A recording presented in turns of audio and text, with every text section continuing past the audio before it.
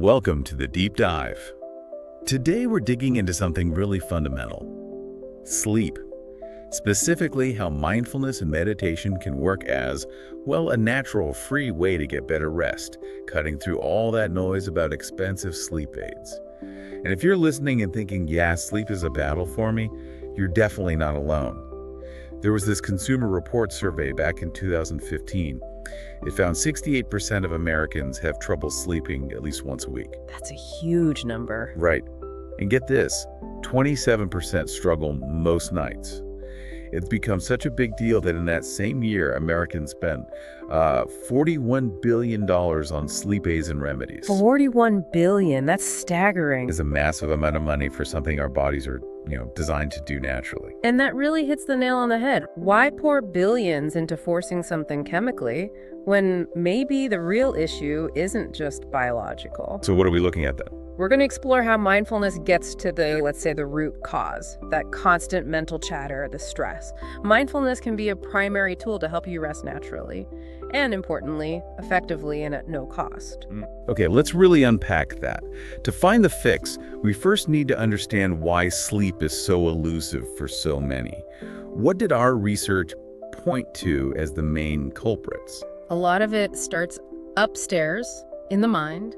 Things like stress, depression, anxiety, they're seen as major psychological drivers. Some sources say they contribute to like half of all insomnia cases. Half, wow. Yeah. And there's a clear physiological connection here, which is pretty fascinating. When we feel stressed or anxious, our cortisol levels go up. Right, cortisol, that's the body's alarm system, isn't it? The fight or flight hormone. Exactly that. Think back thousands of years. If you saw a predator, cortisol would flood your system. It kept you alert, stopped you from relaxing so you could, run or fight. Makes sense for survival. But today, that stressful email chain from your boss, or maybe worrying about finances, it doesn't look like a tiger, but your body kind of reacts the same way. So it still triggers that same alarm. Precisely. And that constant low level or sometimes high level elevation of cortisol and alertness hormone, it directly interferes with our circadian rhythm. That's the internal clock telling us when it's time to wind down. So even if the threat is just perceived, something we're worrying about, the physical effects are real and mess with sleep. Absolutely. We're generating real physiological stress responses from thoughts living in our minds. Okay, that makes a lot of sense. That fight or flight mode is basically the opposite of the rest and digest mode we need for sleep. What about outside factors? Lifestyle stuff. Yeah, we definitely need to look at external things too. Diet is a big one. Our sources highlight what you might call sleep stealers. Oh, let me guess. Sugar, caffeine. You got it. Sugar, caffeine, alcohol. They're singled out because they can destabilize your blood sugar and hormone levels, creating spikes and crashes that aren't great for steady sleep. And the flip side. Well, eating nutrient-dense whole foods generally helps. It promotes more stability, which the body needs to transition smoothly into sleep and, importantly, stay asleep. Mindful eating comes into play here too, just being more aware. Okay, diet makes sense. What else? Medications came up too, didn't they? Yes, certain prescription drugs can definitely impact sleep. The research pointed to things like some antidepressants, corticosteroids, thyroid medications, even certain drugs for high blood pressure. They can have stimulating or disruptive side effects for some people. Good to be aware of potential side effects. And of course, there can be other underlying causes too, like genetic predispositions, specific illnesses, or diagnosed sleep disorders like apnea. Right. But here's the thing about mindfulness. Even with those other factors present, by helping to calm the mind and reduce our reactivity to stress, you're often addressing a central component that makes almost all of these other issues worse. You're lowering the overall distress level. Okay, so we've mapped out the problem space, the internal stress, the external factors like diet and meds. If the core issue often circles back to an overactive, stressed mind, how does mindfulness actually start to, fix that? What's the mechanism? That's the key question. How does it work? Fundamentally, mindfulness helps promote sleep by soothing us on multiple levels. The physical body, the racing mind, our emotions. It fosters this overall sense of balance. And are there specific ways it does that, like biological pathways? Yes, the research highlights 3 primary, well-studied mechanisms that explain how mindfulness helps. Okay, let's get into this. What's the first one? Maybe the most immediate. The first is about initiating the relaxation response. It actually starts with your breath. Just breathing. Well, mindful breathing. Okay. When you consciously pay attention to your breath, it naturally tends to slow down and deepen. This simple act activates the body's rest and digest system. That's the parasympathetic nervous system, or PNS. And as the PNS gets activated, it automatically eases the fight or flight system, the sympathetic nervous system. What's really critical is the exhale. A longer, slower exhale sends a powerful signal via the vagus nerve straight to your brain saying, basically, you're safe now. So the exhale is key. Very key. It helps lower your heart rate, supports hormone balance, and gets that circadian rhythm back on track. It's a direct biological switch. That really clarifies why just focusing on breath isn't some abstract idea. It's actually triggering a physiological shift. Okay, mechanism 2 ties back to those root causes we talked about: stress, anxiety. Exactly. This one is about easing those psychological states. Mindfulness is, well, pretty well established now as a tool for reducing baseline levels of stress, anxiety, and even depressive symptoms. So it tackles the source directly. Right. By addressing those factors, if they're what's keeping you awake, it helps you get to sleep more easily. It trains you to notice the worries, those perceived threats, but without getting completely swept away by the story they're telling. Like watching the storm clouds pass instead of being in the middle of the rain. That's a great way to put it. You learn to observe the mental storm from a bit of a distance. Okay. And the third mechanism. You mentioned this might be the trickiest one when you're tossing and turning, encouraging surrender. Yes, surrender or letting go. Mindfulness works by interrupting those persistent habitual thinking patterns. You know, the mental loops that just go round and round when your head hits the pillow. Oh yeah, the planning, the replaying conversations. Exactly those. Mindfulness practice teaches us gradually to let go of latching onto those thoughts quite so tightly. It makes it easier to just release them.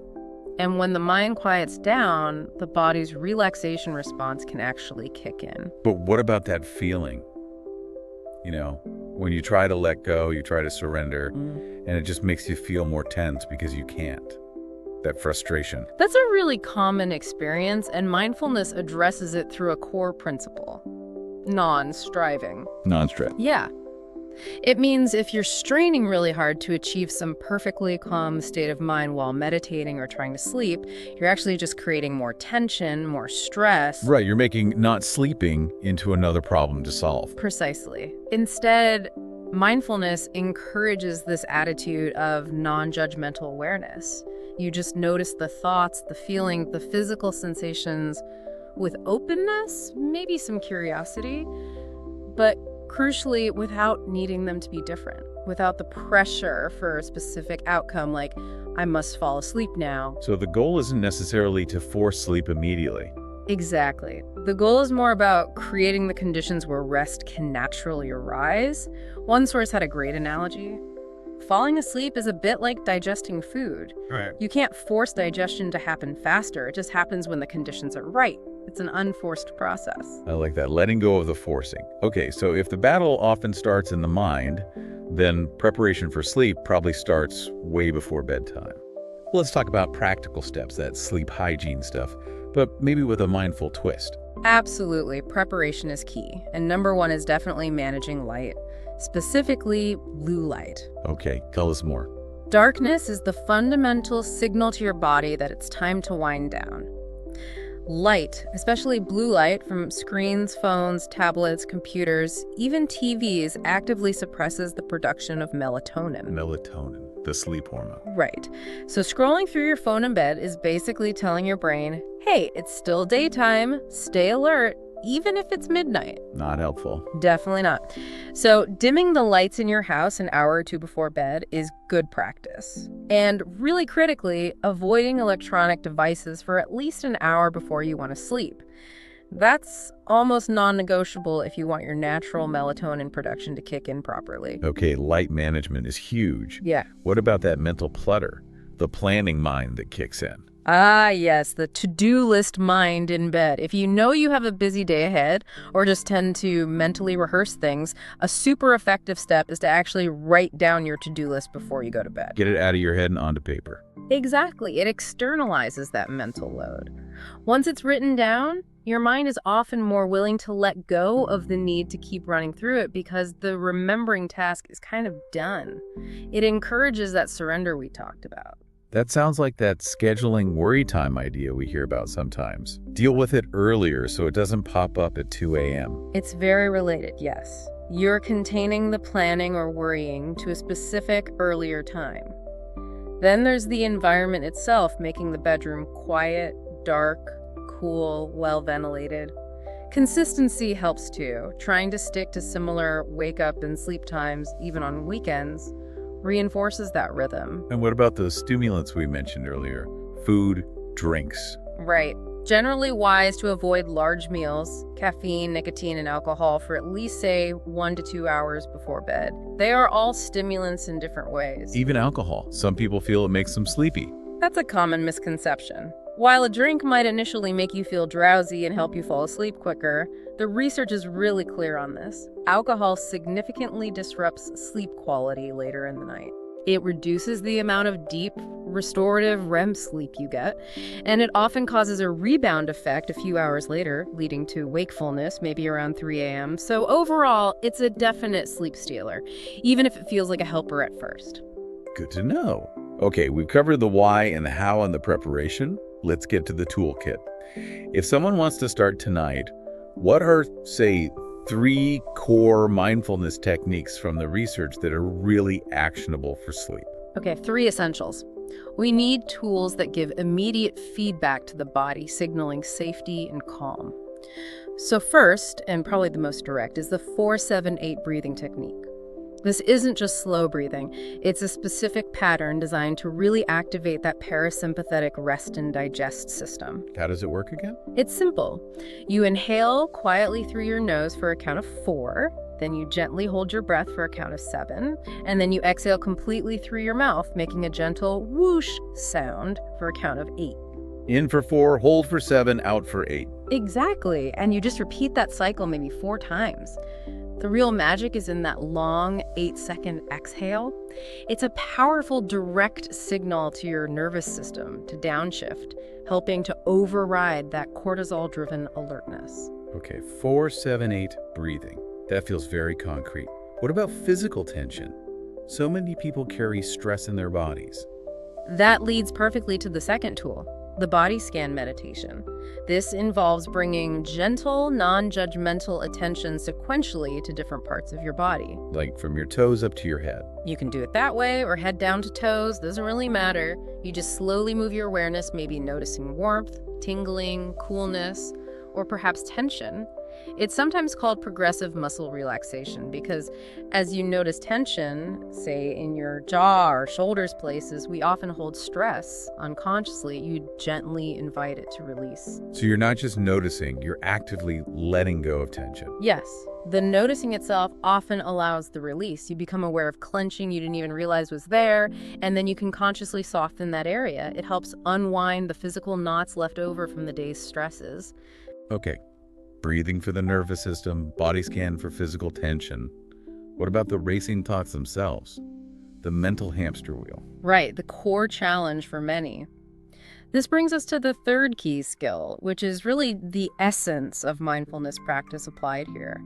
Non-reactivity to thoughts, or sometimes called letting go of stories. Letting go of stories. I like that phrasing. Think about that worry that keeps looping at 3 a.m., maybe about work or something you said. Mindfulness practice, both during the day and when you're trying to sleep, teaches you to recognize that thought when it appears. You might internally label it gently, like, there's the worry story about the meeting, or, okay, financial anxiety thought. You acknowledge it, but crucially, you practice not getting sucked into the drama of the story. You don't engage with it, debate it, or try to solve it right then. You just notice it and let it flow by. Kind of, yes. Like watching clouds drift across the sky, you see the thought, you acknowledge its presence, and then you gently redirect your attention back to something neutral, like your breath or the feeling of your body resting. It takes practice, for sure. It's about breaking the habit of getting tangled up in every thought that pops into your head. So it's less about stopping the thoughts and more about changing your relationship to them. Beautifully put. That's exactly it. You're unhooking yourself from the thought's power to distress you. And breaking that mental looping is fundamental to allowing the mind to settle enough for sleep. Okay, 478 breath, body scan, and non-reactivity to thoughts. Those feel like powerful starting points. So putting this all together, what's the big takeaway? Does this stuff actually work long term? The evidence looks pretty promising. What the research consistently suggests is that regular daily practice is the key. This isn't like taking a sleeping pill where you expect an immediate knockout effect. It's more like building a mental muscle. So consistency matters more than intensity. It seems so. Even what researchers term low-dose training, maybe just 10 minutes of practice a day, can lead to steady, measurable improvements in sleep quality over time. It's about retraining the brain and nervous system, and that takes consistent effort. And the science backs this up. Yeah, there's growing confidence. One key systematic review we looked at found what they called moderate strength of evidence, which is pretty good in scientific terms, that mindfulness meditation significantly improved sleep quality. Compared to what? Compared to non-specific active controls. That means they compared it to groups doing other things that took the same amount of time and attention, like maybe light stretching or listening to an audiobook, to help control for placebo effects. And mindfulness still came out ahead. That's encouraging. And what's really crucial is that these improvements weren't just temporary. They were sustained at follow-ups conducted 5 months, even up to 12 months later. So it suggests potentially long-term relief, not just a quick fix. Wow, lasting effects. Yeah. And you mentioned something earlier about a study with chronic pain patients that was particularly striking. Ah, yes, that was fascinating data. In that study, they found that when patients went through a mind-body program, which included mindfulness and relaxation techniques, but wasn't specifically designed just to improve sleep, Okay. the improvements they saw in their mindfulness skills and their ability to relax didn't just correlate with better sleep. Those skills fully mediated the improvements in sleep quality. Fully mediated. What does that mean exactly? It means the entire reason their sleep got better could be statistically explained by their increased ability to be mindful and relaxed. It wasn't just a helpful side effect. The mental skill itself was the mechanism driving the improved sleep. So it proves that learning to relax the mind was the direct cause of sleeping better, even when sleep wasn't the main target. Exactly. It powerfully confirms that developing these mental skills really is foundational to achieving restful sleep, regardless of what other symptoms might be going on. That's incredibly powerful evidence. Okay, so as we wrap up, if deep rest really requires a settled mind, and building that settled mind is a skill we practice during the day, what's a final thought we can leave our listeners with? Well, let's circle back to that principle of non-judging and maybe push it a little. If the idea is not to label experiences as good or bad, then maybe being awake in bed when you want to be asleep isn't necessarily failure. Maybe it's just resting. Your body's still lying down. It's still recuperating to some degree. Shifting the perspective on wakefulness itself. Right. So here's the provocative question for you to consider. How could you apply that kind of radical acceptance to whatever frustrating, racing thought pops into your head tonight? Instead of fighting it. Instead of fighting it, could you see it not as this huge roadblock stopping you from your goal of sleep, but simply as an observation, a mental event that's happening, one that doesn't necessarily need you to fix it or wrestle it into submission right now? Just letting it be there, without judgment. Just letting it be. Remember, the research suggests the ultimate goal isn't really to force sleep, it's to settle, to allow the body and mind to find their natural state of rest. And maybe that settling starts with accepting whatever is present, even wakefulness.